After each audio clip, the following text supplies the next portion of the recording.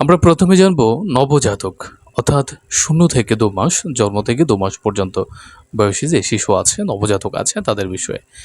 নবজাতকে দিনে ৬ থেকে ৮ বার পাতলা পায়খানা করা অনেক সময় স্বাভাবিক।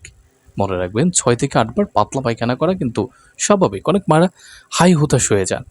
বিশেষ করে শুধুমাত্র মায়ের দুধ খেলে। এ ধরনের মল সাধারণত হলুদ রঙের, ফাঁড়ির মতো পাতলা এবং স্বাভাবিক থাকে। তবে এই সতর্ক থাকতে হবে। এই নবজাতক থেকে ০ থেকে ২ মাস বয়সী যে নবজাতকরা আছে, বাচ্চা আছে, শিশু আছে, যাই বলে না কেন, তাদের ক্ষেত্রে সতর্ক থাকতে হবে। পায়খানার সাথে যদি রক্ত থাকে অথবা মলের সাথে যদি রক্ত যায়, হলুদ কালার বা একটু হালকা কালার সেটা স্বাভাবিক। কিন্তু যদি দেখেন যে রক্ত যাচ্ছে তাহলে সেটা অস্বাভাবিক। তারপর আপনি খেয়াল রাখতে হবে পায়খানায় মানে দুর্গন্ধ আছে কিনা।